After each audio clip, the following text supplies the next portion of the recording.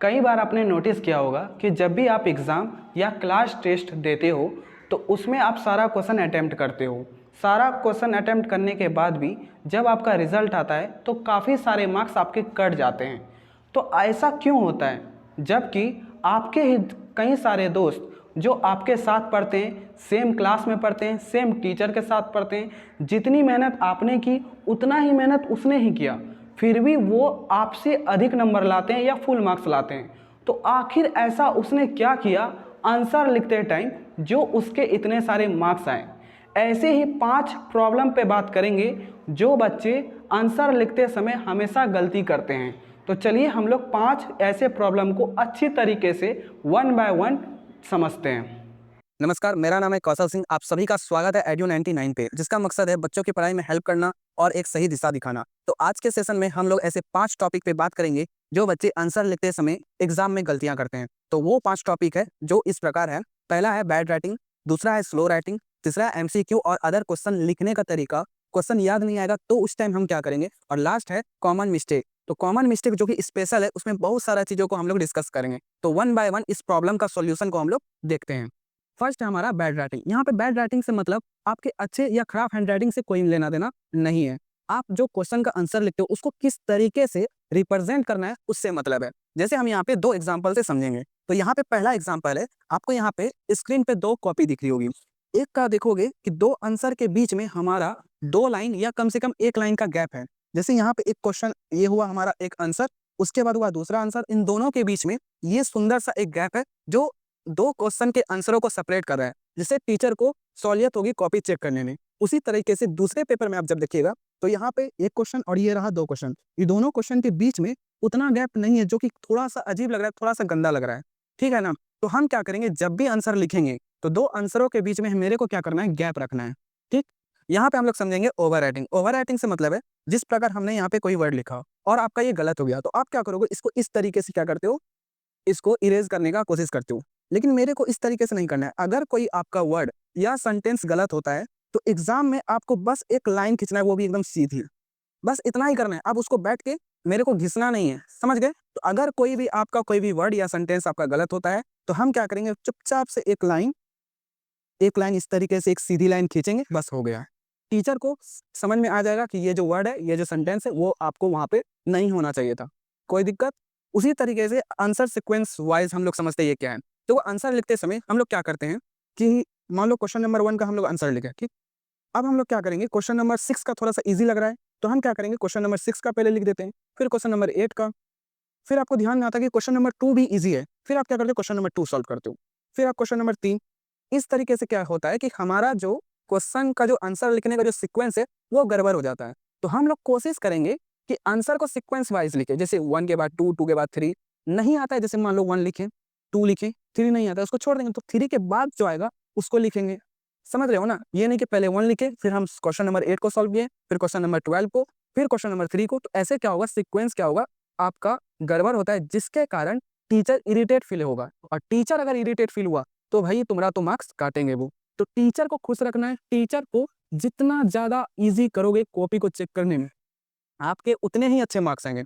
Overall कहा जाए कि एक टीचर को जितना कम टाइम लगेगा आपके कॉपी को चेक करने में, उतना ही अच्छे मार्क्स आपके आएंगे। इस बात को ध्यान में रखना है कि एग्जामिनर के पर्पज से आपको आंसर राइटिंग लिखना है।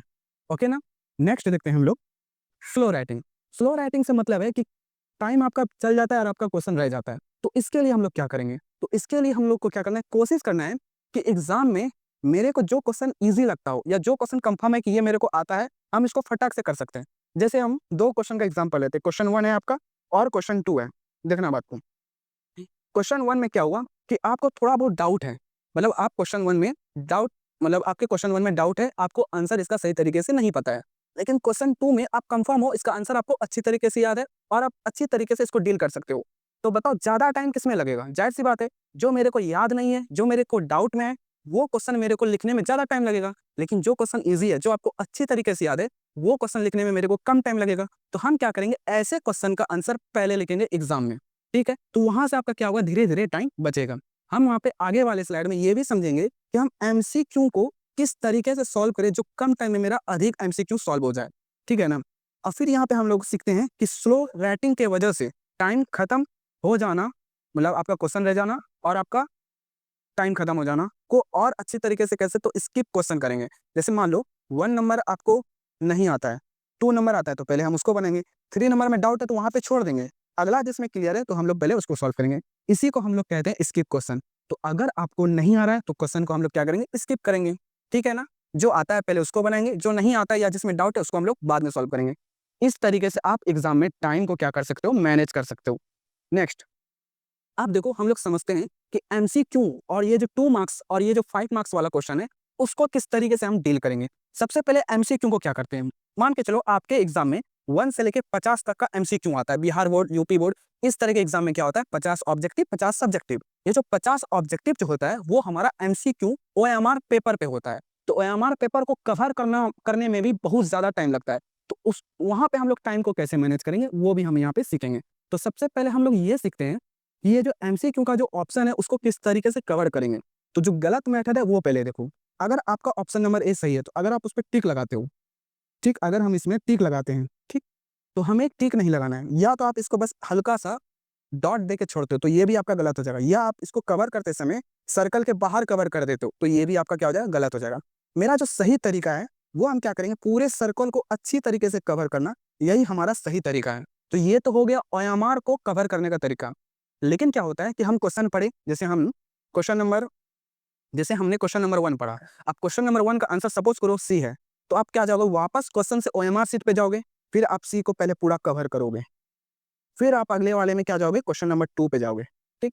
तो यहाँ पे एक सॉल्यूशन है। देखो एग्जाम हॉल में क्या होता है, काफी सारे टीचर बोलते हैं कि आप क्वेश्चन मार्क में, मतलब क्वेश्चन में आप किसी भी तरीके का आप मार्क नहीं कर सकते हो, किसी भी तरीके का टिक नहीं लगा सकते हो, ये एग्जामिनर का बोलने का काम है। तो हम लोग क्या करेंगे, पेंसिल का यूज करेंगे। क्वेश्चन नंबर 1 में जो भी ऑप्शन है बस एक डॉट सा, हल्का सा पेंसिल से आप क्या करो, डॉट दे दो। जैसे मान लो फर्स्ट नंबर क्वेश्चन का ऑप्शन नंबर सी है, तो हम क्या करेंगे, पेंसिल से बस हल्का सा एक डॉट दे देंगे। फिर क्वेश्चन नंबर 2 में इस तरीके से क्या होगा, पहले हम 50 क्वेश्चन को सॉल्व करेंगे क्वेश्चन में ही डॉट दे देकर, उसके बाद ओएमआर उठाएंगे और एक लाइन से उसको कवर करते जाएंगे। तो ऐसे क्या होगा, आपका टाइम बचेगा। नहीं तो आप सोचो, क्वेश्चन सॉल्व किए, क्वेश्चन का आंसर मिला, फिर आप ओएमआर में गए, फिर वहां पे आप सर्कल गए, फिर दूसरे क्वेश्चन में गए, तो ऐसे क्या होगा, आपका टाइम बहुत ज्यादा जाएगा और पक्का क्वेश्चन छोड़ गया होगा। क्योंकि ओएमआर को फुल करने के लिए, ऑब्जेक्टिव क्वेश्चन बनाने के लिए मेरे पास केवल 1 घंटा है, तो वहां पे टाइम आपको और ज्यादा बचाना बहुत ही जरूरी हो जाता है। तो इस तरीके से आप ऑब्जेक्टिव क्वेश्चन को डील कर सकते हो, ठीक है। नेक्स्ट देखते हैं 2 मार्क्स वाला क्वेश्चन। तो हमें एग्जाम में जो 2 मार्क्स वाला क्वेश्चन है वो टोटल हमारा रहता है 30, जिसमें में से आपको मात्र 15 क्वेश्चन बनाना है। तो आप इसको, हम लोग 2 मार्क्स वाले क्वेश्चन को किस तरीके से लिखे और कम टाइम में ज्यादा मार्क्स मिले, उसके लिए हम क्या करें। तो सबसे पहले आप जैसे साइंस का हो गया, एसएसटी का हो गया, ये सारे सब्जेक्ट का बात कर रहा हूँ, केवल मैथ के लिए नहीं। तो 2 मार्क्स वाले क्वेश्चन में मेरे को क्या करना है कि इसका जो आंसर है वो कम से कम आपको 3 से 4 लाइन में देना है। आप 5, 6, 7, 8 लाइन लेके नहीं जाना है, 2 से 3 लाइन में इसका आंसर देना है। अगर साइंस से रिलेटेड कोई क्वेश्चन है तो उसका जाहिर सी बात है कुछ ना कुछ उसका एग्जाम्पल जरूर होगा। तो हमने आंसर दिया 3 से 4 लाइन में, हर साथ ही उस क्वेश्चन से रिलेटेड जो भी एग्जाम्पल है आप वहां पे जरूर लिखो। अगर आप एग्जाम्पल लिखते हो तो टीचर को दिखता है और वो आपको वहां पे फुल मार्क्स देंगे। जैसे फिजिक्स हुआ, फिजिक्स से रिलेटेड कुछ भी होगा तो जरूर कोई ना कोई आपका फॉर्मूला यूज होगा। वो मैथ का तो सिंपल है, सवाल बना देना है और आंसर लिख देना है, ठीक है। मैथ का हम आगे सब्जेक्ट वाइज भी बात करेंगे कि किस पेपर में आप किस तरीके से काम करोगे एग्जाम पेपर में, ओके। तो आपको क्या करना है, 3 से 4 लाइन में आंसर देना है, साथ ही उससे रिलेटेड जो एग्जाम्पल है वो देना है। वो कितने नंबर क्वेश्चन में, 2 नंबर वाले में। नेक्स्ट हम लोग समझते हैं 5 नंबर वाले क्वेश्चन में। 5 नंबर वाले क्वेश्चन में हम लोग क्या करेंगे, मिनिमम कम से कम 9 से 10 लाइन या 9 से 12 लाइन तक आप जा सकते हो। यहाँ पर भी जिस तरीके से आप 2 नंबर क्वेश्चन में आप क्या करते हो, उसका एग्जाम्पल लिखते हो उस क्वेश्चन से रिलेटेड, ठीक यहाँ पर भी 5 नंबर वाले क्वेश्चन में भी हम लोग क्या करेंगे, उसका एग्जाम्पल जरूर लिखेंगे। और 5 नंबर वाले क्वेश्चन में आपको मिनिमम 5 पॉइंट का वहां पे डिस्कस करना है। पॉइंट वाइज नहीं करना है, लेकिन उस क्वेश्चन के आंसर में 5 पॉइंट का डिस्कस होना चाहिए, तभी आपको टीचर फुल में फुल 5 मार्क्स देंगे। तो हर 5 नंबर वाले क्वेश्चन में आपको क्या करना है, उस क्वेश्चन से रिलेटेड 5 टॉपिक सोचना है और उसके बारे में लिखना है 10 से 15 लाइन में या 10 से 12 लाइन में, और उससे रिलेटेड जो भी एग्जाम्पल हो वो जरूर लिखिएगा, ठीक है। आगे देखते हैं हम लोग। चौथा पॉइंट है कि क्वेश्चन याद नहीं आना। कभी कभी क्या होता है कि हम जो क्वेश्चन पढ़े होते हैं कभी कभी वो लैग कर जाता है और मेरे को एग्जाम हॉल में वो क्वेश्चन का आंसर याद नहीं आता है। लेकिन उस क्वेश्चन से रिलेटेड यदि आपको चैप्टर या उस टॉपिक से कुछ भी याद हो तो उससे रिलेटेड आप 4-5 बात जरूर लिखो। पेपर को खाली छोड़ के आने से अच्छा है कि उस टॉपिक से रिलेटेड मेरे को कुछ ना कुछ लिखना है। तो यहाँ पे एक ट्रिक यूज करना है। देखो, अगर आपको वो चैप्टर का नाम पता चल गया, ठीक, और आपको या उसका टॉपिक पता चल गया कि इस टॉपिक से क्वेश्चन है, इस चैप्टर से क्वेश्चन है, तो हम लोग वहाँ पे क्या करेंगे, हम कुछ भी लिखेंगे, बस 1-2 पैराग्राफ चेंज करके आप उसका आंसर लिख के आना, ठीक है? एकदम सुंदर-सुंदर से, एकदम अच्छे से। लेकिन हाँ, इस बात को ध्यान में रखिएगा, मेरे को वहाँ कोई फालतू बात नहीं लिखना है। इससे क्या होता है, टीचर इरिटेट हो जाता है और गुस्सा आ जाता है उनको। आपको जो भी लिखना है उसी क्वेश्चन के टॉपिक से रिलेटेड या उस चैप्टर के टॉपिक से रिलेटेड लिखना है, गाना लिख के नहीं आना है। बात को ध्यान में रखिएगा, ठीक है ना? तो हमें क्वेश्चन को लिख कर ही आना है। 5 नंबर का क्वेश्चन है, अगर मान लीजिए आप थोड़ा बहुत भी लिखते हैं, तो आपको 3 से 4 नंबर आराम से मिल जाएगा। समझ रहे हो बात को? अगला, अब हम यहाँ पे बात करेंगे ऐसे कुछ इंपॉर्टेंट कॉमन मिस्टेक, और अगर आप इसको सुधार कर लोगे, तो पक्का 15 से 20 नंबर का तुम्हारे में हर सब्जेक्ट में अंतर आएगा। अगर तुमको पहले वाले क्लास में 75 मार्क्स आते थे, 80 मार्क्स आते थे, इस बार 90 क्रॉस पक्का करोगे। बस ये आखिरी के कॉमन मिस्टेक के प्रॉब्लम को समझ लो, इसका सॉल्यूशन देख लो कि आखिर गलती आप लोग करते कहाँ हो और आपको पता भी नहीं चलता है। सबसे पहला कॉमन मिस्टेक, हम लोग क्या करते हैं, क्वेश्चन देखते हैं, आंसर बड़ा शिद्दत से, बड़ा मेहनत से लिखते हैं, लेकिन जब टीचर के पास कॉपी जाता है, तो वो क्या करते हैं, मार्क्स काट लेते हैं। ऐसा क्यों होता है? क्योंकि टीचर के पास आपका केवल कॉपी नहीं है, उनके पास बहुत सारा कॉपी रहता है, उनको बहुत सारा कॉपी चेक करने रहता है, उन पर प्रेशर रहता है, वो फटाफट जो दिखता है वो क्या करते हैं, चेक करते जाते हैं। लेकिन आपका जो क्वेश्चन में जो आंसर है, उस क्वेश्चन से रिलेटेड मेन टॉपिक, वो भी वो नहीं देख पाएंगे इतना जल्दी में, तो वो क्या करेंगे, एवरेज मार्क्स आपको देते जाएंगे और आपका निपटाते जाएंगे। तो उसके लिए क्या करना है, मेरे को दिखाना है कि ये वर्ड हमने इस क्वेश्चन का आंसर में लिखा है। तो उसके लिए क्या होगा, जो भी क्वेश्चन है उसका इंपॉर्टेंट कीवर्ड को हम क्या करेंगे, अंडरलाइन कर देंगे, बस। ज़्यादा नहीं, एकदम हल्का सा अंडरलाइन करेंगे, ताकि टीचर को उस आंसर में कुछ इंपॉर्टेंट कीवर्ड दिख जाए। जाहिर सी बात है, कोई आंसर है, आप उसमें कुछ-कुछ वर्ड में अंडरलाइन करोगे तो वो साफ तौर पे दिखेगा। तो इससे क्या होगा, टीचर आपका मार्क्स नहीं काटेंगे, फुल में फुल देंगे, क्योंकि उनको भी जल्दी रहता है कॉपी चेक करना। तो जितना ज़्यादा आप ईज़ी उनको करोगे कॉपी चेक करने में, उतनी अच्छी बात है ना। नेक्स्ट हम देखते हैं। नेक्स्ट हम सब्जेक्ट वाइज़ अब बात करेंगे, ठीक है ना? जैसे हमने अभी जो समझाया वो देखो एग्जांपल के तौर पे। यहाँ पे आपको एक पेपर दिख रहा होगा। यहाँ पे जो भी बच्चा है वो देखो हर वर्ड पे जो इम्पोर्टेंट वर्ड था उस पर इसने अंडरलाइन किया है, ठीक है ना? हैंडराइटिंग देखो कितना, मतलब उतना भी अच्छा नहीं है, लेकिन हर लाइन के बीच में 1 लाइन का गैप है, पहला पॉइंट। और हर इम्पोर्टेंट, जितनी भी इम्पोर्टेंट बात है, उसने क्या किया, अंडरलाइन किया है। तो यही सही तरीका है, ठीक है? नेक्स्ट देखिए, इंग्लिश और हिंदी का पेपर को हम लोग समझेंगे। इंग्लिश के पेपर में जैसे एप्लीकेशन लिखना हुआ, ऐसे लिखना हुआ, उसमें कुछ-कुछ फिक्स पॉइंट रहता है। जैसे हम एप्लीकेशन का बात करें, तो सबसे पहले हम लोग क्या करेंगे, एप्लीकेशन का जो भी हेडिंग है वो एकदम अच्छे से लिख देंगे। एक फॉर्मेट जो होता है, ये फॉर्मेट ऊपर का और ये फॉर्मेट नीचे का, ये आपको सही से ध्यान से लिखना होगा, और बाकी आप बीच में लिखो। टीचर आपका सिर्फ फॉर्मेट देखेगा। अभी हमने कहा कि उसके पास बहुत सारा कॉपी है चेक करने के लिए, इसलिए वो आपका फॉर्मेट देखेगा और आपको यहाँ पे 5 में 5 नंबर मिल सकते हैं। तो जो भी एप्लीकेशन या जो भी हेडिंग, जो भी ऐसे है, उसका हेडिंग हम लोग अच्छी तरीके से लिखेंगे, उसके बाद हम लोग डिस्क्राइब करेंगे। तो वो हिंदी और इंग्लिश एक ऐसा सब्जेक्ट है जो आपका 80% केवल इस पे डिपेंड करता है कि आप आंसर को कितनी अच्छी तरीके से अरेंज करके लिखते हो, कितनी अच्छी तरीके से सुंदर हैंडराइटिंग में लिखते हो। आपका मार्क्स इस पे ज़्यादा डिपेंड करता है इंग्लिश और हिंदी पेपर में, क्योंकि अधिकांश वहाँ पे मेरे को क्या रहता है, लिखने वाला पार्ट रहता है।